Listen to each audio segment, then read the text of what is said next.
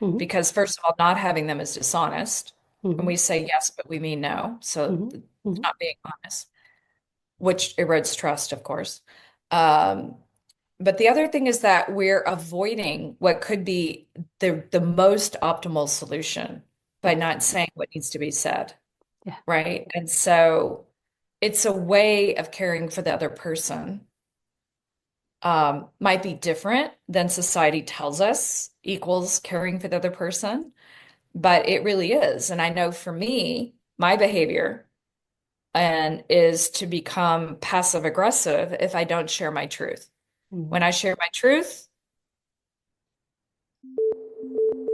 Hello, my name's Nirmanjan, the host of Master of Your Crafts podcast, learning from leaders who are continuously inspired, passionate, and driven to align with their soul purpose, sharing their gifts to bring healing to others.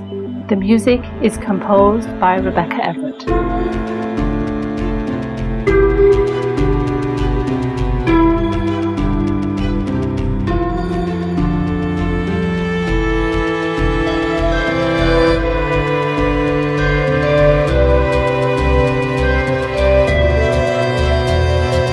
Today is episode number 156, and I spoke with Colleen Slaughter, an executive coach and transformational facilitator with over 20 years helping leaders in over 60 countries break self doubt, embrace purpose, and create lasting impact. She works with Fortune 500 companies, NGOs, and not for profits to inspire bold, conscious leadership. Enjoy this conversation and thank you for watching and listening. Hello and welcome to Colleen. How are you, Colleen? I'm doing well. Thank you. It's nice to be with you again. It's nice to see you and nice to have you on the show. I'm glad to get into a deeper conversation with you about leadership and being bolder in leadership because you've had your fair share of experiences in leadership, some of them pleasant and some of them not so much. Welcome to life. However, Exactly. However, I wanted to delve a little deeper in not only your 20 years in consulting in large firms, but also your own experience in the whole change management space. Hmm. And being, I guess, an American born, I guess, really. And now Kentucky. residing on the other side of the world in beautiful, beautiful Florence, a special place in my heart, a special place in my heart, that is.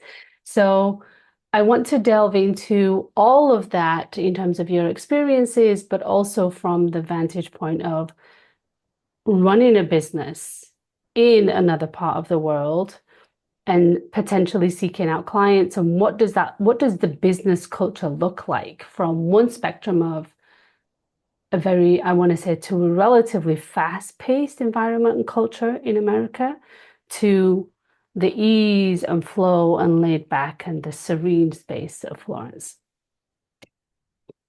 That's a good question. So it evokes multiple pieces for Hmm. me. The first word coming up for me is purpose Hmm. because I completely feel I'm living my purpose. Nice. I love what I do. I don't feel very often. I mean, I definitely get tired. I get stressed. Those things for sure. My daughters Mhm. can attest to that. But at the same time, I love what I do, Good. and it really gives me a lot of passion. So that's one thing. So in that regard, it doesn't matter if I'm on this side of the Atlantic or in the States. Because that's the other thing is I work with humans. Mhm. And I've worked with, I haven't even counted how many different nationalities. I haven't counted, hundreds. Mhm. I've worked with hundreds of companies all over the world. And rather than, I mean, there are certain characteristics to culture, right? Like in France, it's very paternalistic. It's very, I don't dare speak out. I do what the boss, I mean, Papa says, that kind Mhm. of which is somewhat different in the States, although we likely do find that projecting of our Yeah. family stuff at work anyway, because we're humans, and I do the same, even though I know about it. Hmm. Um, so there are some national cultural differences, but really the two big differences I find with humans, like if I were really simplifying it, those who are really curious and want to go deep and understand themselves more and grow as humans, and those who are very happy going and are very happy being ostriches. Thank you very much. Don't push Yes. them. Yes. They're perfectly fine being superficial and just ticking boxes, or so Correct. they think. So it is the former that Mm. tends that, well, it not even tends. They're the ones that want to work with me. And I find them all over the world in every country. Some countries have them more than others, just given the culture. For example, I live in a place where bringing spirituality into the workplace with that word is a no-no. We have to etch it in a little differently. And Mhm. it is much rarer to find people, apart from the typical traditional therapy, very intellectual, Mhm. that truly work on themselves in a Mhm. spiritual way. It's rare here. Mhm. Um, but in other places, people like places like Canada, the US, the UK, some more Anglophone type of cultures, that's a given, right? For the most part. So that's there. Let me say that. So nothing has changed. Like I work even before COVID, very much virtually. I used to, even before COVID, coach virtually and then travel to facilitate. But now I can also facilitate online, and I do so. There are many people I Right. work with that I've never met in person. Mm. Uh, and there was something else to that though. So that's today. Mhm. And let's say the other piece that brought up besides purpose and humans, because Mhm. those were the two words coming up. The third thing is my own, probably spunkiness is a good way to describe it. And that's coming from other people that say that about me. But the fact that I tend to really high intuition, and I'll have a vision. And there is a part of me that just drives myself crazy until I achieve it. Mhm. And and so one of those was moving from Kentucky, of all places, to France. Like, there's so few Kentuckians here. In fact, I don't know any other one, but I will say this. Most of the French will say Kentucky Fried Chicken, right? Because it's the only thing they know about Kentucky, which is fair, right? Right. It's not exactly the most international US state out there. But that shows my personality, right? If I knew, and I first moved to Europe, I moved to Paris directly from Kentucky. So I had never been out of the States, never been international city. And that not only is true and shows my personality, but it serves as a great metaphor Sure.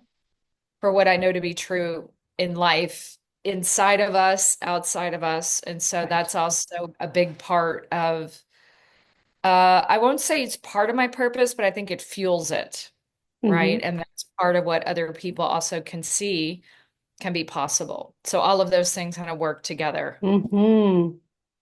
And ultimately, that's the caveat of who we are as individuals and humans, and how we can potentially bring all parts of ourselves together to serve others or and support others while navigating our own codes of genius, if you will.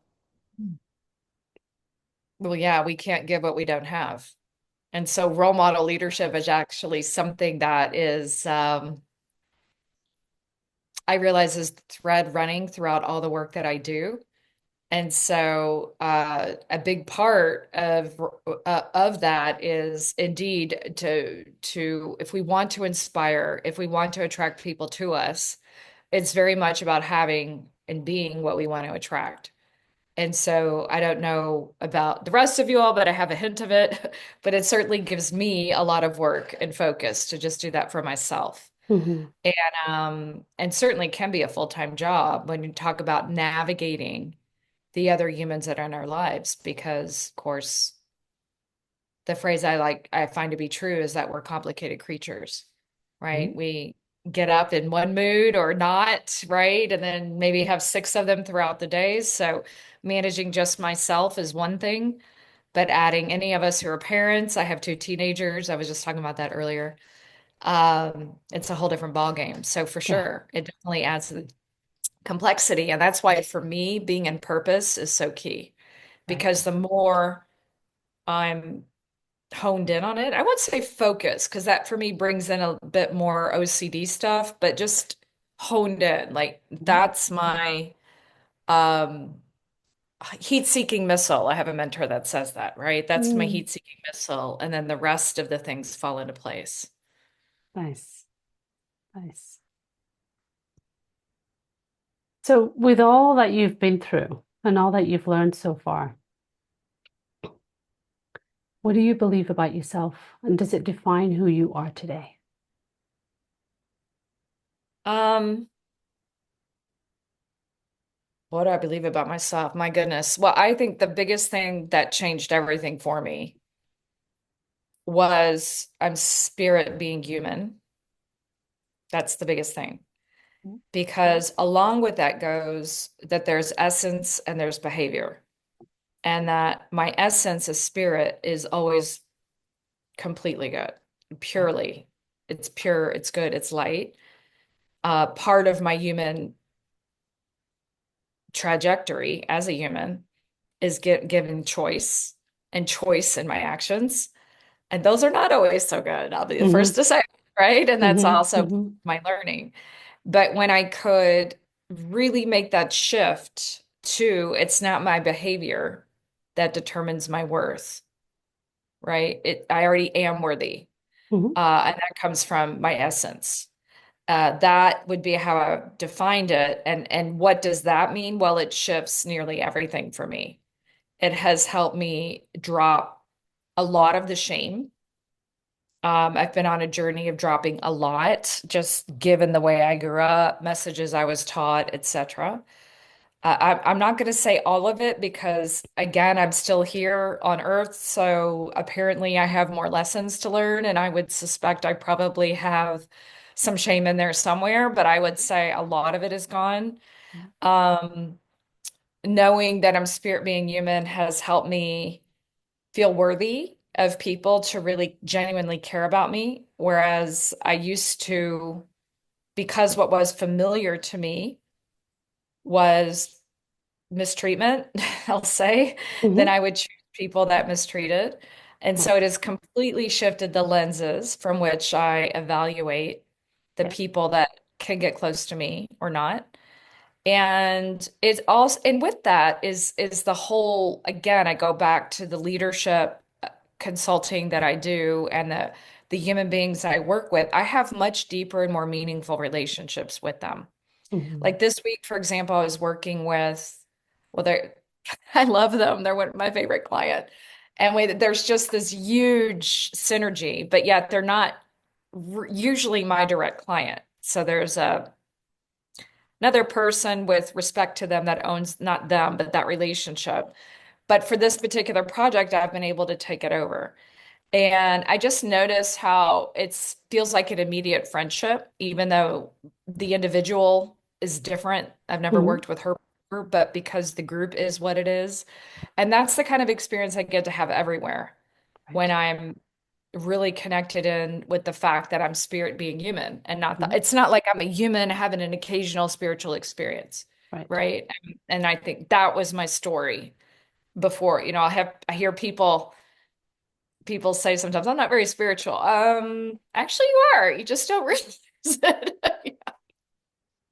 Yeah. Yeah. And isn't it part of the process of coming into that awareness, the journey of ultimately coming to true self? Oh, well, there's not a question. That's no, there's no question. Because if my essence is spirit, that's really who I am. And this persona of Colleen, right? In this lifetime, I'm Colleen. And um I have a mentor, a spiritual mentor, but she also really helped develop my transformational facilitation to be what it is. But she often talks about having one foot in the third dimension, one foot in the fifth dimension, right? Hmm. And so being able to do that mostly through meditation and a particular kind of meditation, but there are different ways to do it. It's not only that, Hmm. obviously, but that being the goal. Right. So that because we can't just being la la land, oh, that's wonderful, but bills don't get paid, relationships don't get built, it's like how do we actually um well, I'd like to go beyond surviving. I was going to say survive in this Hmm. very dense dimension, right? Hmm. But I'd like to go beyond that. And Hmm. so having one foot in the fifth helps me have the balcony view over, Sure. okay, what's the why behind what's happening? How Hmm. does this have to do with that? Before we got on here, I was sharing with you how my summer was actually very stressful and I had Hmm. a number of things and I had had this idea from the winter and spring, oh, summer, everything's easier, right? It'll be great. And it actually wasn't. But when I can have that foot in the, okay, balcony view, long-term meaning, what's going on here, it definitely helps me navigate what's happening here right now. Yeah. And so another way to say that is when I'm connected into your phrase with my true self, then I can show up here in all these situations, a lot of which are very complicated or challenging, um, more being the woman I want to be, Hmm. right? More coming from a place of higher level values. And I do it so completely imperfectly, but I know I feel better about myself and my own experience when I can do that. Nice. How did you determine what your calling is today? My body, Hmm. that's the short of it. I feel, well, I think we all have good high intuition. I really believe. I mean, that's our Hmm. natural way of communicating, but just some people trust it more than others, and some people are used to Sure. using it more than others. But mine, I just always heard it. And again, I have that part of me that will just harass the bejeebies out of me until I follow this intuitive path. And I've done some crazy stuff like single parent home in Louisville, Kentucky to Paris, going to Right. one of the best business schools in the world, applying as a secretary. I mean, Right. and there's other stuff I've done that are people are like, yeah, right, dream along with Hmm. me, but it's Hmm. worked. And that's been through my intuition. And I know one of the things, as an example of getting into this role that I have, first of all, it started with coaching. And I was working with a boutique management consulting company in Paris. At the time, those management consultants were partnering with a coach, pretty local, just one office, if you will, in Paris. But it's the first time I heard of coaching and my whole body lit up. And Hmm. so I knew that was going to be me. I Yeah. knew that was for me. And I had enough experience, even at that point, which was in my early 30s, that I knew that trusting that whole Right. expansive feeling in my body, that was only leading me to greater bliss. Like that Mm. was the thing to do. And as scary and as crazy as it seemed, even to me at times. Mhm. So that's how I know I'm in my calling. Nice. Nice. When did you determine that shift? What was that tipping point for you to say, oh, this is it. This is what it feels like. Um,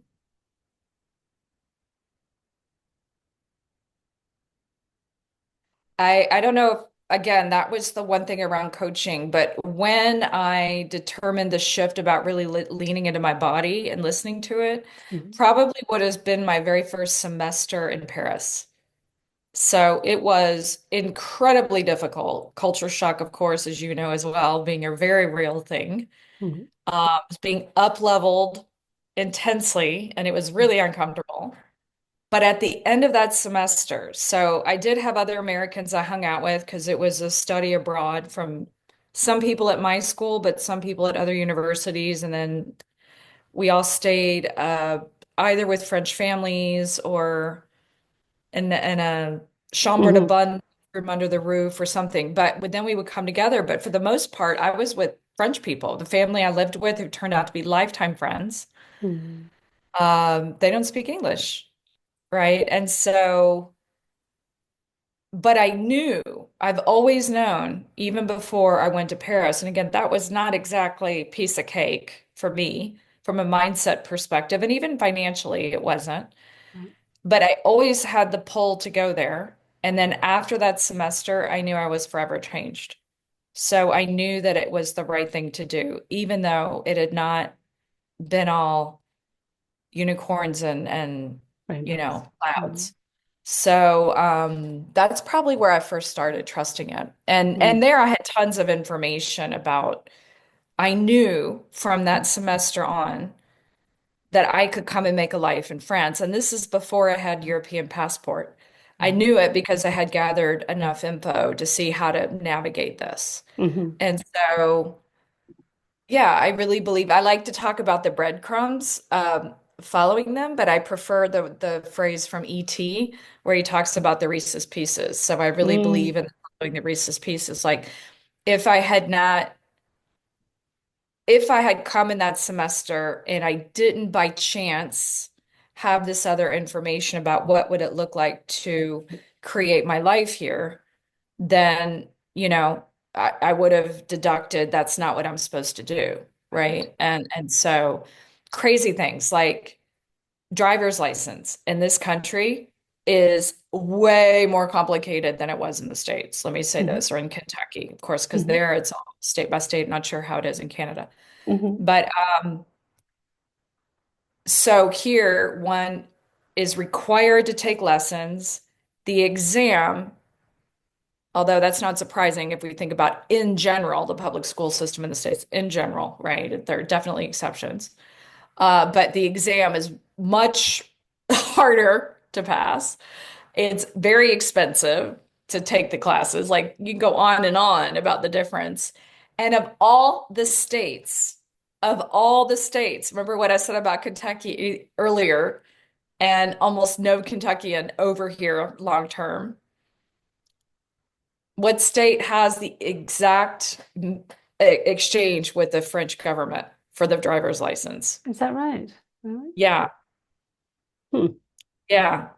I just needed to pay the court-appointed judges to translate it. But like that's crazy. For me, that is a message like you were Yeah. supposed to be here. Let me make it easy for you. Right. And I had been working with a Canadian stock brokerage company in Paris. And let me make this as simple as I can. The woman working there, her friend told me I can be Irish, have an Irish passport. Hmm. And I didn't believe them. Could it really be that easy for me? It was right around the time of Maastricht, so of the European Union forming. And sure enough, I could, like all of these little whispers, right, or Reese's Pieces, if you will, and just following them. That's what I've learned to do. And so Hmm. now I'm in my business. I've been in my business, and just in the last year or so, I've shifted strategy. And it's been a lot of work, as the Buddhists say, chopping wood, carrying water, just to Hmm. shift the barge around in a different Hmm. direction.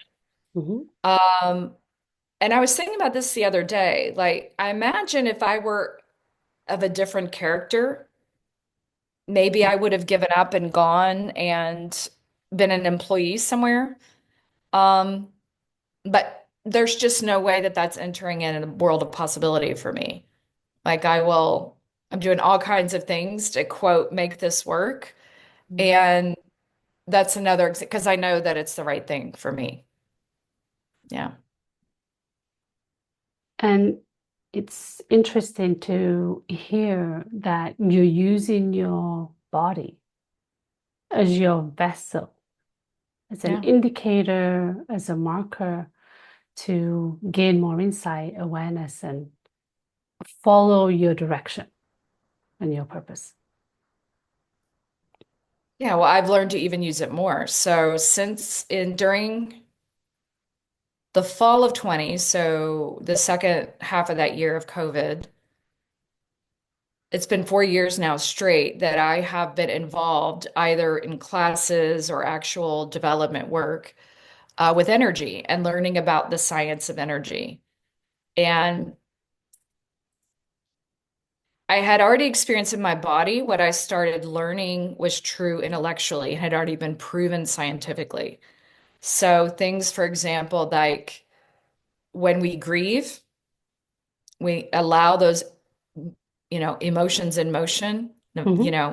emotions to move through us and get unblocked from our body, Yeah, that that allows more space for intuition to get stronger. that's Like right. that makes I lived that, but I never had seen the scientific evidence of that. There's a German Yes. researcher who proved that, and I don't have his name right now, but I know that that's true. And so that has been really gratifying as well, is to see the science backing up what I already knew to be true, because in today's world, let's face it, most of the time people think it's woo-woo to talk about energy, to talk about the body feeling into things, right?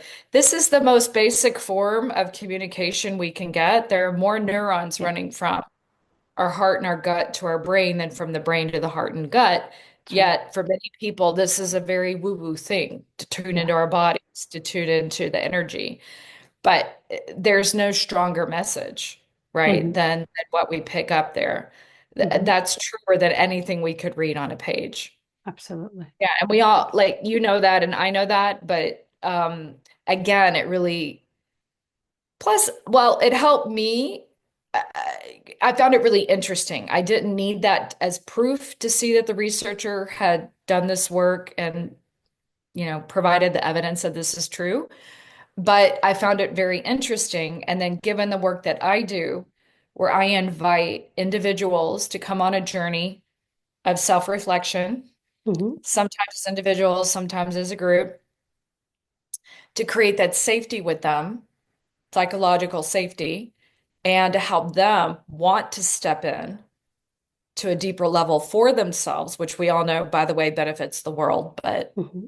say that. It helps very often as well to share some of the scientific data. It gives Hmm. them a lot more impetus to step forward. Sure. Absolutely. Absolutely. What do you think are some of the attributes that connect you to your purpose? You mean what helps me live my purpose more fully? Is that what you mean? Or, No, what are the skills? What are the tools? What are the mechanisms that keep you oh, online and in oh, tune with meditation. your purpose? Yeah, for sure. Meditation. So that's a very big tool. It took me a while to get into a practice and stay consistent.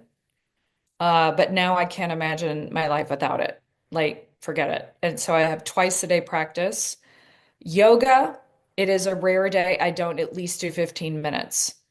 And Mm. usually, and I do it mostly online, but that's my body has been a very big part of my journey. So yoga is a Mhm. big one. Um, um, I do other body work like acupuncture, Mhm. massages. So and journaling. And it's not that I have to do all these things to know what my purpose is, but the more I do these things that ground me, that help get out in yoga we call it the chitty verdi, Mhm. the washing machine in Yeah. my head, get it out on paper. Chatter. Mhm. The clearer it is, the better my channel is, the more connected I feel.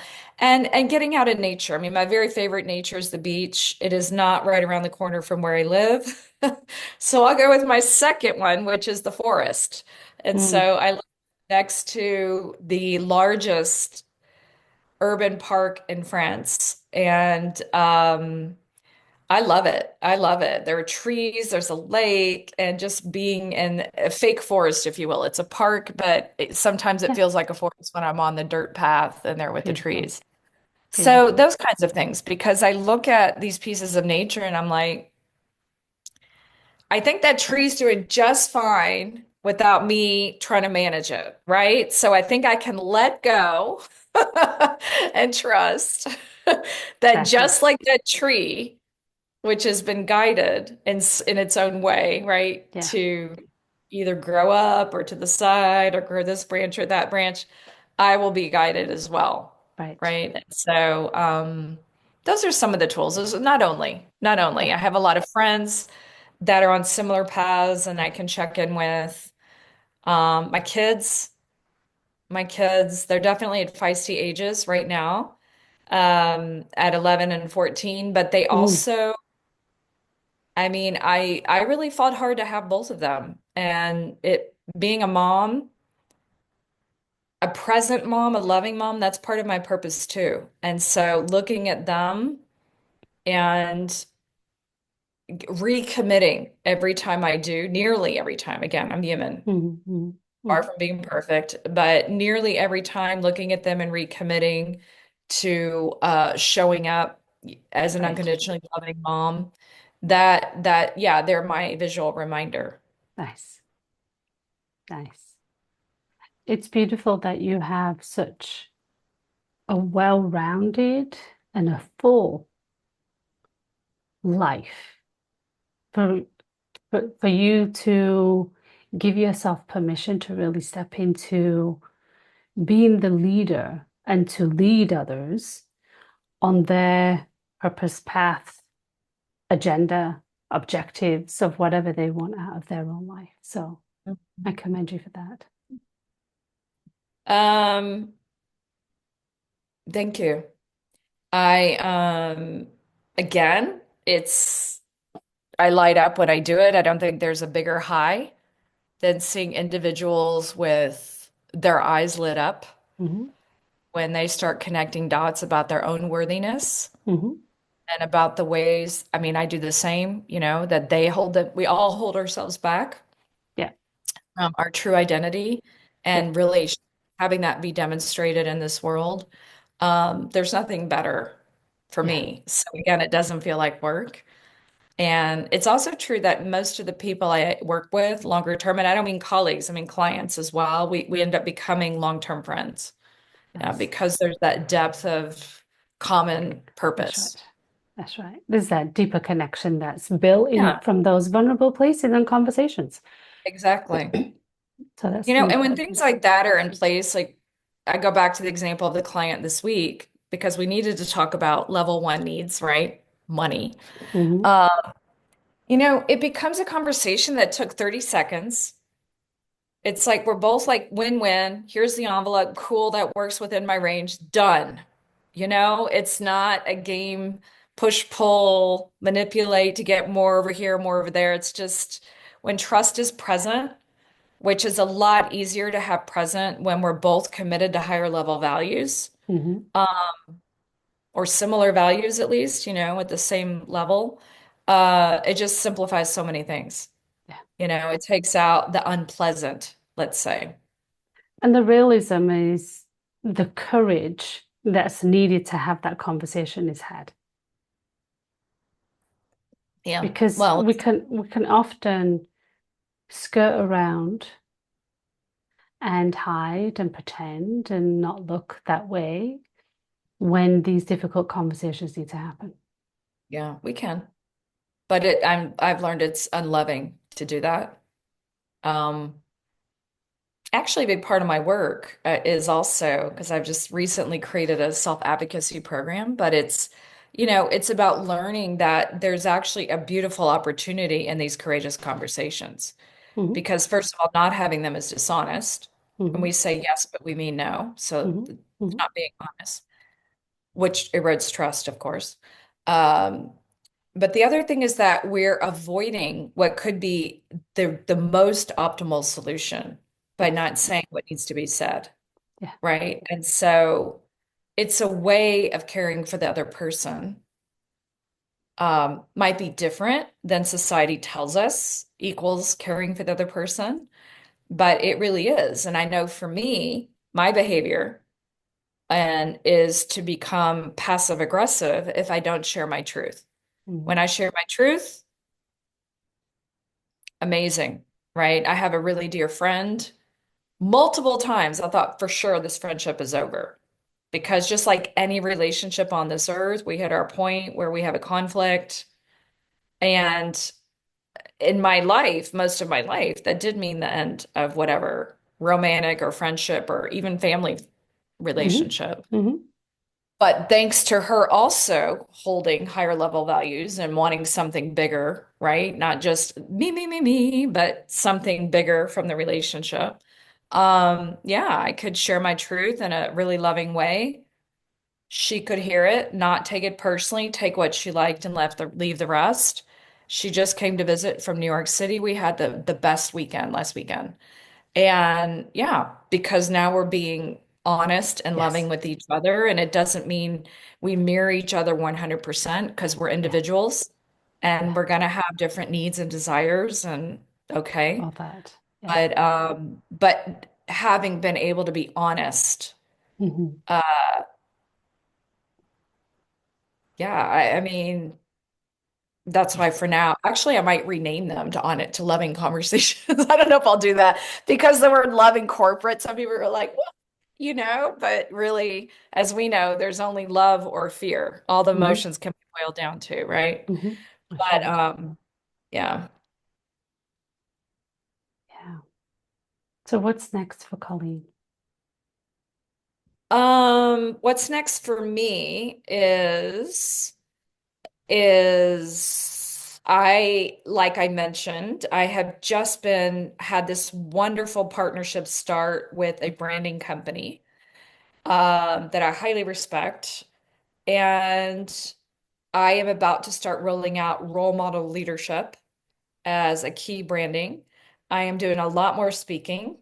A lot of that has started at a client request, I'm happy to say. I love to speak. And so I'm beginning to roll that out even more. Um, so that's what I'm doing. That's what's next. I've also written a book that has been written and I have not yet published it. So that is also going to happen very soon. Beautiful. Yeah, Beautiful. You have so many prongs in the fire, if you will. And I do. And it's sometimes a bit much, but that's the thing is that whole whether we call it atomic habit. I'm reading now The Compound Effect. I got to put a plug in for that, which is not, on the one hand, it's seemingly transactional, but it's actually spiritual. What we know is that it's just one little foot in front of the other, right. right? And they all add up. And that's the point where I'm at, where there's a lot of things about to kind of explode in a positive way. Mm-hmm. But it's through the I determination, the conviction, and the consistency in doing what you do that puts you in that place of, I want to do more, or I want to deliver, or I want to create more. So that I think is the key part of mastering something for the intention for somebody else. You have all this magic that is going on in your life, and the pieces that you are continue to create will support you and support, no doubt, many, many other people who you interact with consciously and unconsciously. So I want to thank you for sharing your story, your experiences from the corporate world, but your very intimate experiences of moving from one part of the world to the other. All of them that are really valuable that we often perhaps overlook because it's just part of life and following one piece at a time, following the string that's leading to a greater fulfillment. So I commend you on your journey and I'm grateful for you sharing your story. And thank you for taking the time for this conversation. Thank you. I'm grateful that you've shared your platform with me. And I hope that for all of your listeners or our listeners, I hope this is of service to them. Yeah, I I'm love it. sure it will I be. told you I'm into speaking, including the podcast speaking. So Yeah. thank you very much for being part of that. You're welcome. Thank you. Thank you. I'm Naranjan, and you've been listening to Master of Your Crafts podcast. Please subscribe, rate, and review, and join me next week for another episode. Thank you for listening.